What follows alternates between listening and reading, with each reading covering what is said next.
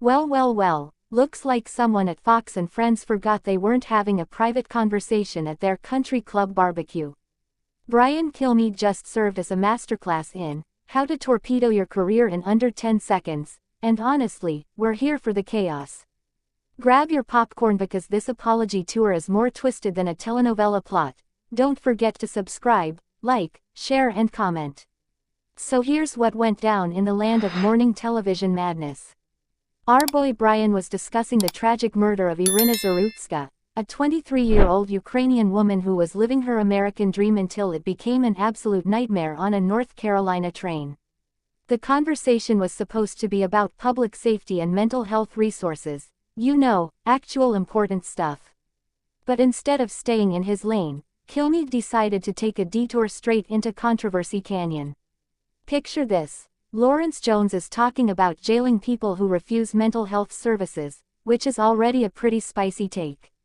But Brian, not to be outdone in the terrible opinion Olympics, casually drops the most unhinged suggestion possible. Or involuntary lethal injection, or something. Just kill him. And just like that, he went from morning show host to walking PR nightmare faster than you can say, career suicide. The audacity is honestly impressive in the worst possible way. This man really sat there, on national television, and suggested we should just eliminate mentally ill homeless people like we're living in some dystopian horror movie. It's giving very much, let them eat cake, energy, except instead of cake, it's literal death.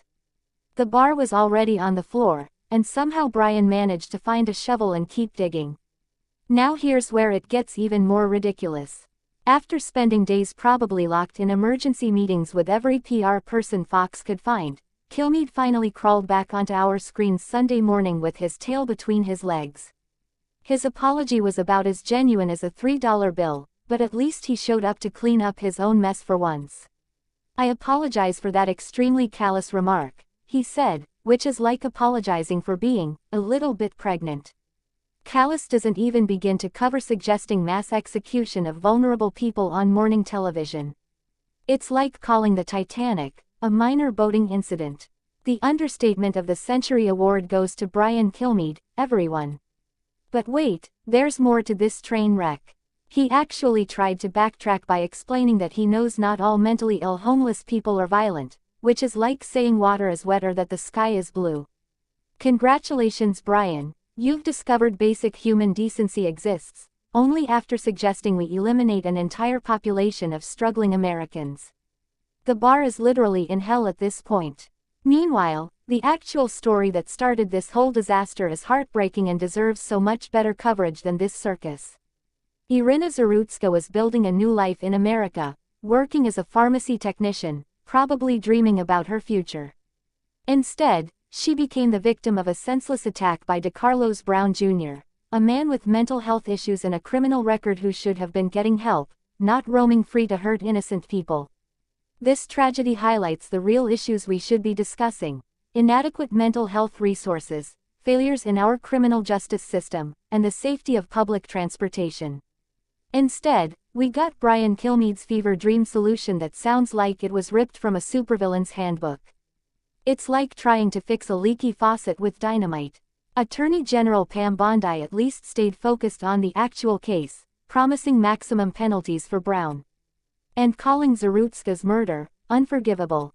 She's seeking to ensure he never sees freedom again, which is how justice actually works, not through Brian's barbaric suggestion that belongs in a history book chapter about humanity's darkest moments. The whole situation perfectly captures everything wrong with hot take culture in media today.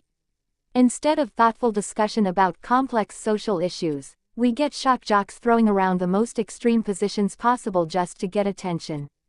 Brian turned a conversation about public safety into his personal audition for Villain of the Week, and now he's acting surprised that people are horrified. What's truly wild is that this isn't even the first time Fox personalities have said completely unhinged things and then acted shocked when people called them out. It's becoming a whole genre at this point. Say something absolutely terrible, wait for the backlash, issue a half-hearted apology, then rinse and repeat next week with something equally ridiculous. The funniest part of this whole mess is watching Kilmeade try to walk back comments that were literally recorded and broadcast to millions of people. There's no context that makes suggesting lethal injections for homeless people acceptable.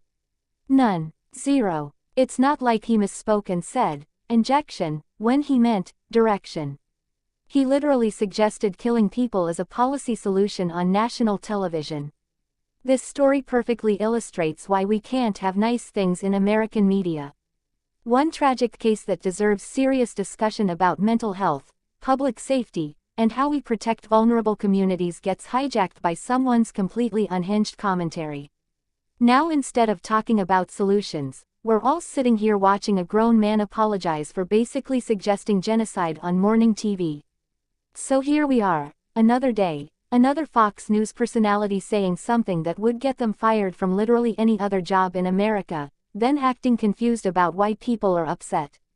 Brian Kilmeade managed to turn a discussion about public safety into his own personal reputation funeral, and honestly, the second-hand embarrassment is off the charts. What do you think about this whole disaster? Are you buying Brian's apology, or is this just another case of, sorry I got caught? Drop your thoughts in the comments because this tea is still piping hot. Don't forget to smash that subscribe button for more celebrity chaos, and hit the bell because trust me, there's always more drama coming in Hollywood and beyond. Until next time, this is Gossip Galaxy, keeping you updated on all the mess that matters.